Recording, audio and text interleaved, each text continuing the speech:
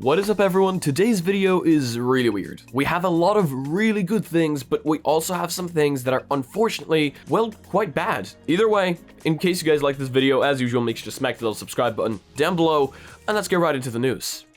So before we jump into anything negative, first of all, I have something incredibly positive. You know, we're gonna make like a sandwich out of this. First it's gonna be positive, then I'm gonna ruin all your hopes and dreams, and then we're gonna do positive again, you know, to end off on a positive note. So first of all, the V35 update is coming out for the Oculus Quest 2 very soon, and it was announced by Mark Zuckerberg 17 hours ago on Facebook. And it comes with some features that were not only quite requested, but also just really cool in general. So let me tell you what is appearing on the Quest this time. V35 is landing soon and will enable mixed reality capture via the Oculus app for those with an iPhone XS or above, which is not me, I have an Android. No mention was made of possible Android compatibility. Well, there is a reason for that. I think mixed reality capture compatibility is a lot easier on iPhone with ARKit than it is on Android with all the different cameras and different models available. I don't know, I have an iPad back there, maybe that thing's going to be compatible, but I highly doubt it. Mixed reality capture, in case you don't know, is actually going to allow you to record yourself while playing a game inside the Oculus Quest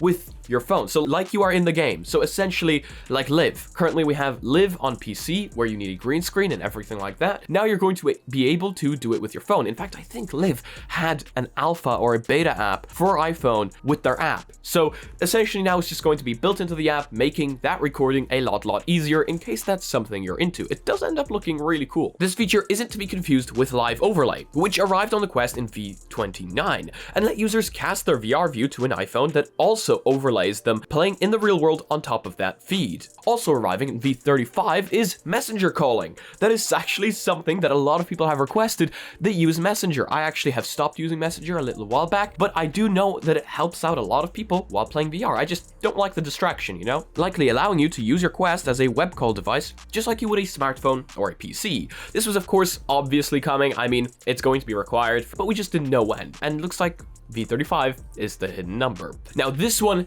is something a lot of people really are happy about, especially the people with 64GB Oculus Quests.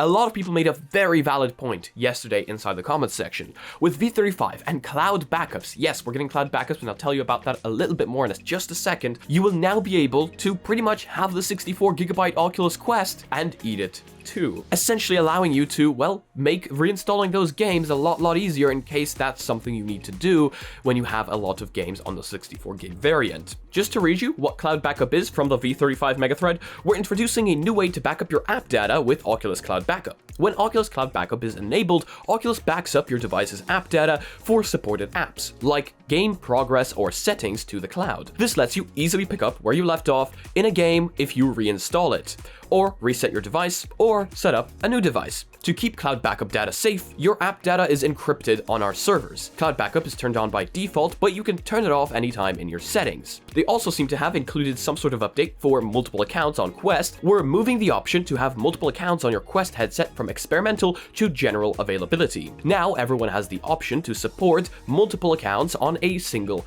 headset. Users who enable multiple accounts on Quest will be able to share the majority of their apps with secondary users on the headset. Primary users will only be able to share apps on one device. Secondary users will be able to purchase DLC for shared apps through the Oculus Store, but will not be able to make in-app purchases for shared apps. So, phone notification, deep links to browser, they're piloting a new feature that lets you interact with your phone notifications without leaving VR. For enabled apps, you'll be able to tap on a notification from a smartphone to easily open a web version of the app in VR. So this is just like something Windows 10 used to have for Samsung phones. It was actually exclusive to Samsung phones, but it would open a web version of the app or something that looked like a web version of the app in Windows 10 using the My Phone app from their phone. They'd be able to, you know, answer texts and stuff like that. So the pilot currently includes Facebook, Instagram, TikTok, Discord? Okay! Oh, finally! Twitch, Gmail, Outlook, YouTube,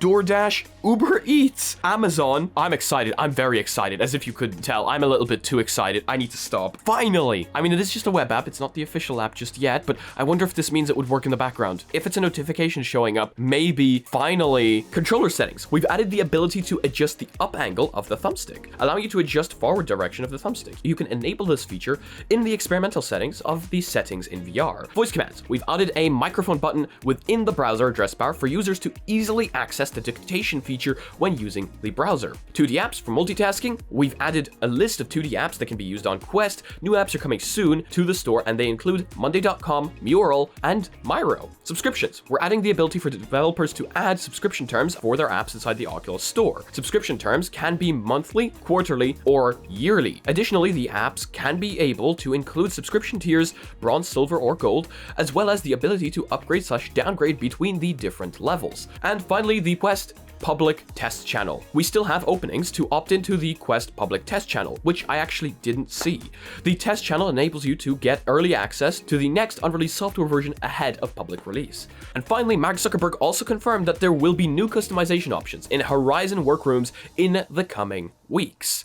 Wow, okay. There is a lot here, like a lot. And as usual, you know, Quest updates usually roll out slowly, and they don't necessarily have a country or a specific place that they roll out in first. They are a staggered rollout in order to, well, if something goes wrong, roll back the update, or at least that's what I've been told. But yeah, so don't be afraid if you don't get it first. You can either sideload it, I'm sure Reddit is going to find a zip, or, you know, just wait like everyone else. I'm definitely gonna sideload it. But yeah, not everyone gets it at the same time. Don't be afraid if you don't either. Let me know what you think about all those features down below, and of course, which one is your favorite, and what you think about maybe the Discord, you know? Is it going to be like I think it's going to be, or is it just going to be something completely different? This took a lot longer than I originally wanted it to, so let's straight jump into ruining your hopes and dreams. So, unfortunately, there has been an unfortunate series of events unfolding on the Decagear situation. As we knew, the Decagear was now postponed quite a little bit, and people were being worried that it might not be what we originally thought it might be, and it will probably be dead on arrival with all the other companies adding things that they don't have. Well, things have now unfolded that bring that even further. A screenshot was posted on my server from something sadly it's Bradley posted. Deca dead at everyone. However, I decided, you know, to look through the Decagear server to find it myself, and it is something that was, as a matter of fact, unfortunately, confirmed. So, hopping into Deca General, this was posted by WireWiz, and it says, "For those of you that have been following the Decagear, I'm sorry to say that it probably won't happen. Stuff has happened internally that has prompted myself and several other team members to leave. It wasn't a scam. This is very important. It was not a scam. But the marketing was greatly exaggerated, and the company has pivoted in a direction I am no longer comfortable with. Expect a full explanation video to come out sometime soon. Those of you with Decamove orders should consider getting a refund." So of course, this is quite serious. This straight up says at the end that you should consider getting a refund. But of course, I am waiting for the official video from WireWiz, the one he's going to make. I'm going to pin it at the very top of my comments section once that comes out. But as you can probably tell, the situation has gone quite a little bit downhill. From the original piece of news that we had about the Decagear being delayed and again, possibly being dead on arrival, it is now just seemingly getting worse. Now, again, there has been nothing except for this. There has been some talk on the Decagear server, but it is unfortunate. It is something I have to bring to you guys because it is news. Unfortunately, it does seem like the Decagear might not happen. Again, it was not a scam, but it was just over-exaggerated. It's unfortunate. I really had high hopes for the Decagear. I think a lot of people did. I had mine pre-ordered, but now I'm really going to have to rethink. Of course, I'm not canceling my Decamove pre-order, especially since I already have it, so there was no point in doing that, and I like it. I do use it. So again, I had high hopes for the device, but it seems like, unfortunately, some things just weren't meant to be. But yeah, that is quite literally ruining our hopes and dreams. Let me know what you guys think about this piece of news down below. Did you already know about it and things like that? Okay, on to something positive because we can't end the video like this. Valve confirmed a headset, okay?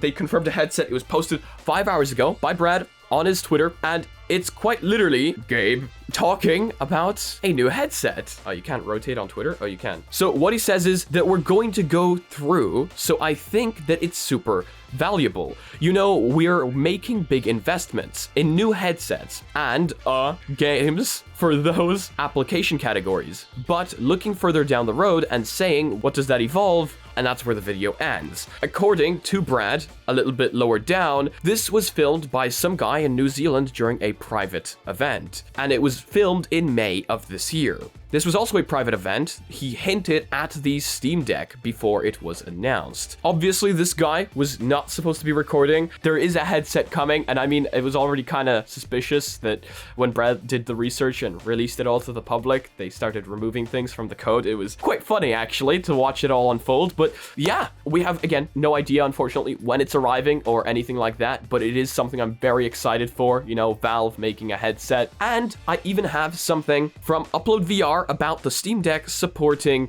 VR. So this is something, again, we already kind of looked at, we already knew, but just to kind of shove it into here, you know, since we're on the topic of Valve, the question listed on the Steamworks documentation, FAQ page for the Steam Deck says, will Steam Deck support VR? Here's Valve's answer. Technically, it's possible. We've seen people jury-rig it, but we didn't design and optimize Steam Deck for VR. So while it's not optimized or anything like that, it is possible. And with mods like FSR, you know, I'm really excited to see when the Steam Deck gets into the public's hands and seeing what people do with it. Unfortunately, that's been delayed as well. But that is going to be it for today's video. I know we only fit 3 topics of news into today's video, but the first one was just really long. Just when I woke up today, I was like, okay, I'm gonna take a break today. I'm gonna go take a nice bike ride. But then I saw the piece of news and I was like, no, I wanna work.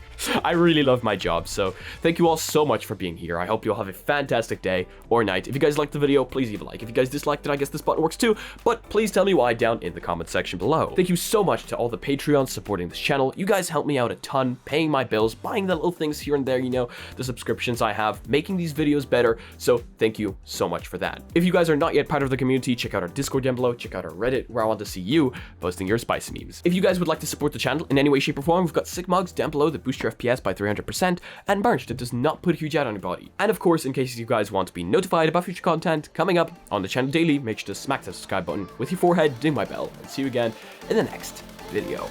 Peace.